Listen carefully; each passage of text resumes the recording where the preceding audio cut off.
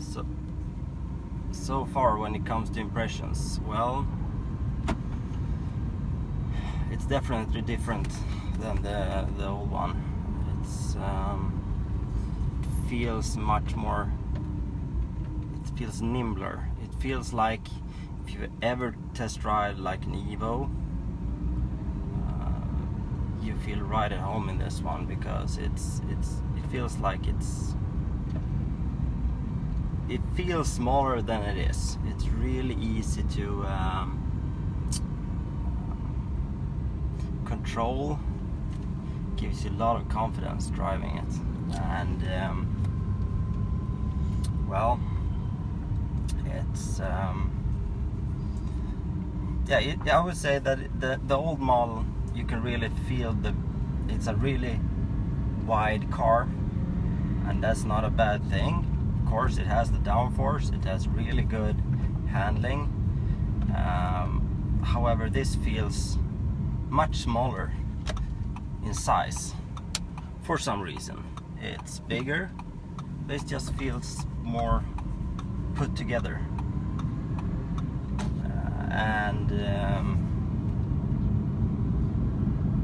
Yeah, well, when it comes to driving it, it's very easy to drive.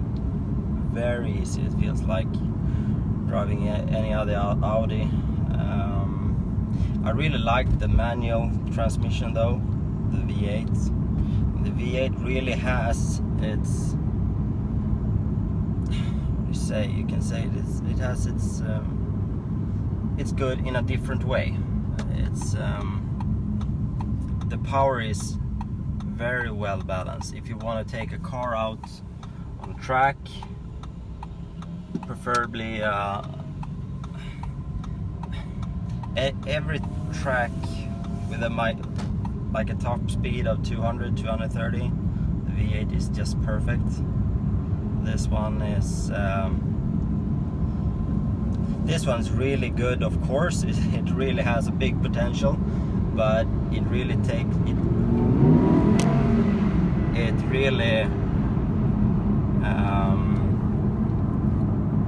you need a lot of skills to take it to its limit, and it has more. And as what I understand before I bought it, the tires could have been better. I've seen videos with car driving the Michelin Sport Cup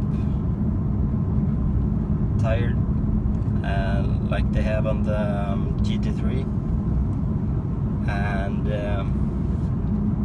since of that added power, you really could use better tires to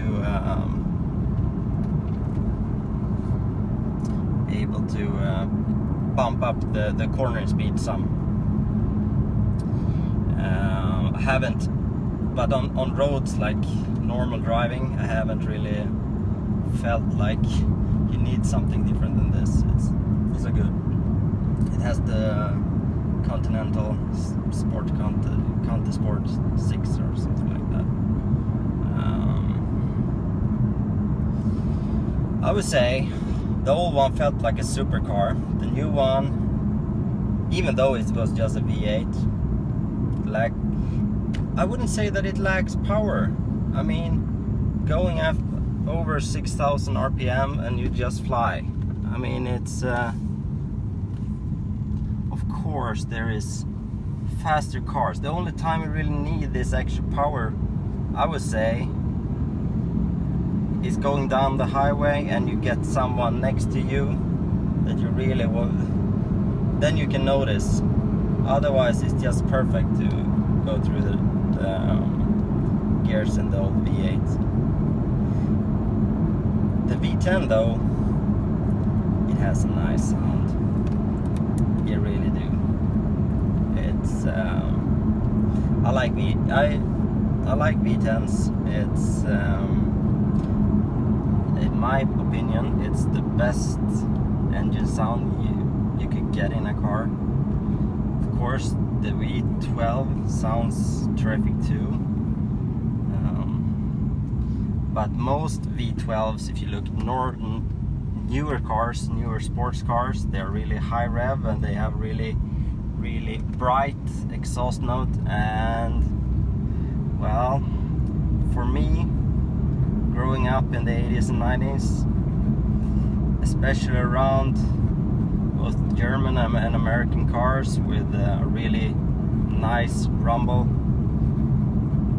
you could always tell that the bigger engine cars like the BMW 740, 750, the Audi S8, all the V8s, they had a much rounder, much bigger sound than the small ones. So for me, I think that the bigger sound sounds better. And yeah, well, so for me, I really enjoy this V10, and it really sounds terrific. It does. It's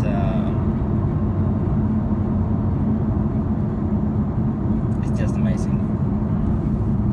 The power, I mean, you have all the torque you need from 3,000 up. It has enough torque from 3,000 RPM. Going up to 5 and 6 is just awesome. It just takes you for a ride. But I mean, it takes some driving experience before you're exiting a corner over 6,000 RPM. I've said for me, going through narrow corners, I tend to drive like a normal four-wheel drive car. You just bump up a gear using the torque to steer. And especially with this one, when you come up in rev, it's much power. It's a lot of power. But it's also, I would say, of course, I'm talking a lot about it. It's a lot of power, and it has a lot of power. It does. But it's like driving. If you ever driven an Evo, I've had Evos for like 10 years before I started up with the R8s, and the thing with the Evo that I really like is when you take the car, just go and purchase it. It's very well balanced. You can take it out on a track. You have really good grip. You can really step on it all the time.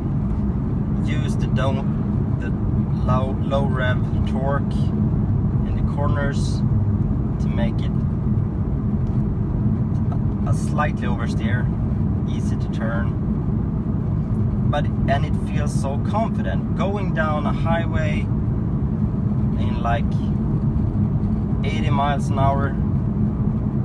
It gives you the confidence that you can really just make a rally I'm using a rally expression, a Scandinavian flick, a quick right left, moving over the weight to the front wheel, quick right left, and just go it out on a slide. And it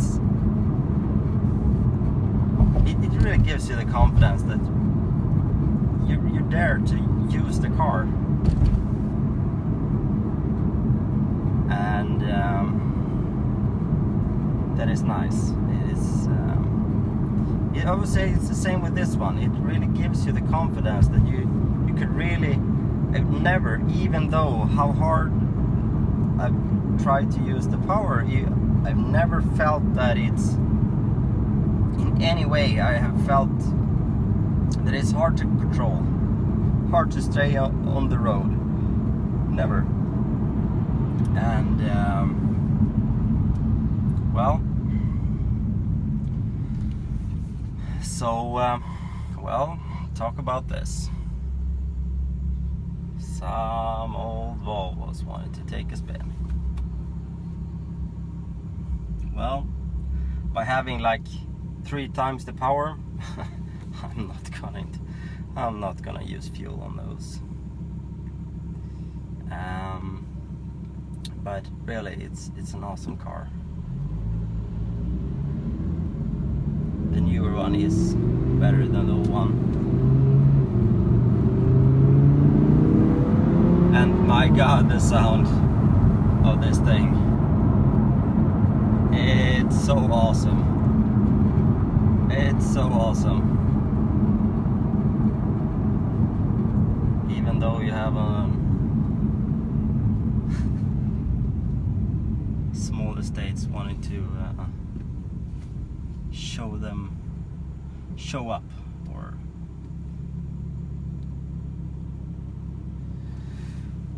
yeah, well, so what can I say? That the fuel, doesn't take a lot of fuel. It's like my old V8 pretty much when you drive it carefully. And the steering, I've heard that a lot of people is negative about the dynamic steering, and of course going down on a really narrow country road with a lot of twists and stuff, I bet that you feel a lot of, it feels confident to have the same steering movement all the time. But I mean, for normal driving, this is awesome. It really is. It's so easy to drive. But maybe that's, you can turn it to a negative side too. Maybe too easy to drive. But no, I really enjoy when you look back. When I first got the first Evo I had, like in the early 20s, look at Audi, really front end heavy cars, major understeer. Pretty much everyone has had it, the problem. The only one that really were up to the task, but the Germans at that time, were the BMW M3. Of course you have the M5, but they had a lot of power too. The first one with 400 horsepower was great, I think. It was a really nice looking car. Really nice car.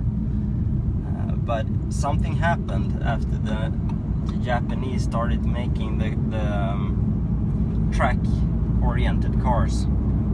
When they started taking these Evos and taking them on track, hunting down the tenths of a second, a lot of driving feel, and really understanding that it's just not only to care to do a car that really has the possibility of a lot, but you also need to make it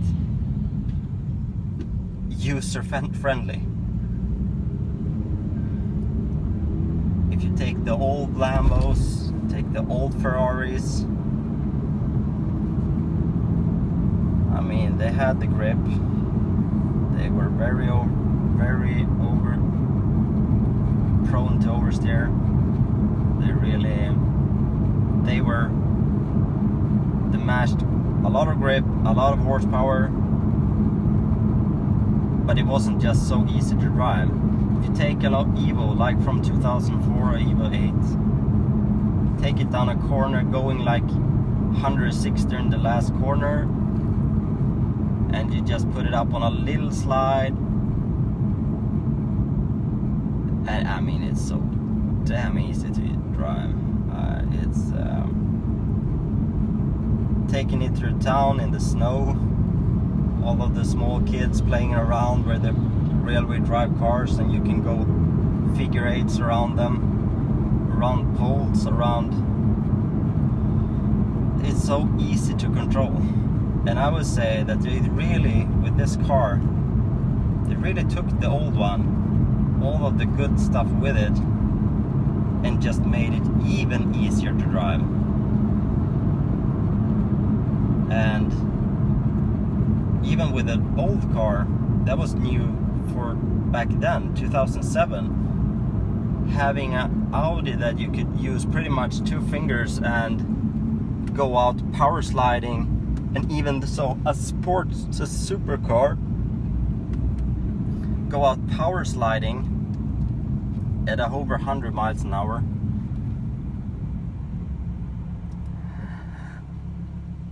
Well, that's a confidence you don't feel. I haven't felt when I've driven Gallardos. So that's why I picked the R8 in the first place. And with this one, they just took it one more step.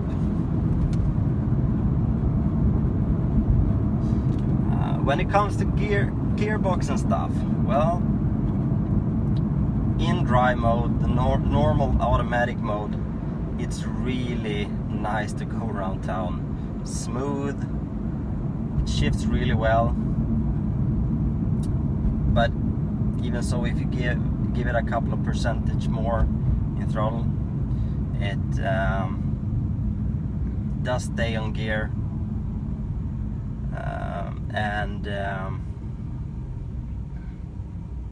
Something that I really don't like, or well, at least I haven't really seen on paper or seen any results of having it, is the coasting stuff. When you're on a highway going downhill, you just release the throttle and it goes down on idle. And when it picks up, and especially when it turns off the 5-cylinder, the cylinder cut off, what do you say? It you can see from the rev, from the digital rev gauge, that it goes up like 300 or 400 RPMs and then stops slipping. And if it is slipping the clutch doing that, I'm not so confident what happened to that clutch. And I would imagine being the clutch for the 1st, 3rd, 5th and 7th gear that takes the hit. But if it works, I don't bother. It doesn't. It's good. It saves you fuel, of course. But I don't want it to be slipping. It doesn't feel good going around on maybe a flat surface that the clutch is slipping. But it is really easy to keep that from happening. You just put it in manual, and then it's forced. It's locked all the time. So then you don't really have the problem. Otherwise, the gearbox is fun. It's so damn quick. It's just amazing. It's almost like if you go from stop sign roads normally up to like 25 miles an hour, and then you hit it and it kicks down, and when the clutch locks in, you just fly. It's insane, and it's fun. Well, that's pretty much my my thoughts so far about the car. I really like it. I really do. If I would buy a car and track drive, I think I would go for a V8 with Sport Cup 2 tires. Just because it's a lot less money. It's you don't really have to be so careful going around town with it. Well, going around anyway, but